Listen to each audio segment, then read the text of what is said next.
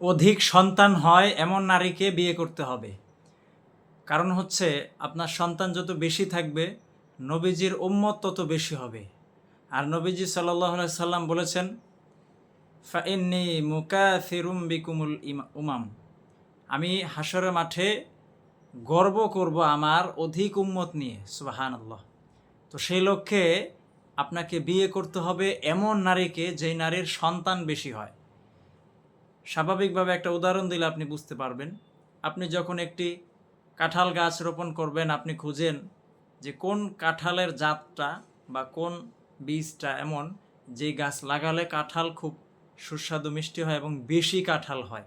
এভাবে কিন্তু আপনি খুঁজেন, প্রত্যেকটা গাছ রোপণের সময় আপনি এটা খুঁজে থাকেন, এই টেকনিক আপনি কাজে লাগান।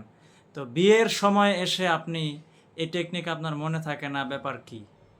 আপনার মনে মনে কি কিছু আপনি গোপন করছেন? এখানে এসে আপনি বুঝতে পারেন না, ব্যাপার কি? হ্যাঁ, এর জন্য নবীজির যে উদ্দেশ্য, সেই উদ্দেশ্য আমাদের মাধ্যমে বাস্তবায়ন হবে, নবীজি বলে দিয়েছেন। আর আল্লাহ তাআলা মানুষকে বলে দিয়েছেন যে খাবার এগুলো নিয়ে তোমরা টেনশন করবা না, এগুলো সব কিছুর দায়িত্বে আমি আল্লাহ আছি। সুবহানাল্লাহ। তাহলে এখন আপনার মনে একটা প্রশ্ন আসতে পারে যে হুজুর, বেশি সন্তান হয় এমন নারী আমি কিভাবে চিনব?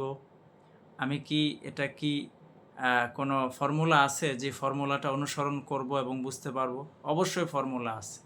আপনি যেই মেয়েটাকে বিয়ে করছেন সেই মেয়ের ফ্যামিলিতে তারা কয় ভাই বোন এটা খোঁজ নেবেন, কিংবা সেই মেয়ের মা তারা কয় ভাই বোন এটাও খোঁজ নেবেন। যদি দেখেন যে তারা অনেক কয়েকজন ভাই বোন, তাহলে আপনি বুঝতে পারবেন এই মেয়ের ঘর থেকেও আল্লাহ অনেক সন্তান দিবেন। সুবহানাল্লাহ। এভাবে করে আপনাকে বুঝতে হবে। এখন আরেকটা প্রশ্ন আপনার মনে আসতে পারে, তাহলে যে সমস্ত মেয়েরা এক বাপের এক মেয়ে, তাদের ফ্যামিলিতে অনেক ভাই বোন নেই, কিংবা তার মার ফ্যামিলিতে অনেক ভাই বোন নেই, এই মেয়েদেরকে কারা বিয়ে করবে? এই মেয়েদেরকে তারা বিয়ে করবে যারা এই মুহূর্তে ওইটা নিয়ে টেনশন করতেছে। আল্লাহ তাআলা আমাদেরকে বোঝার এবং আমল করার তৌফিক দান করেন।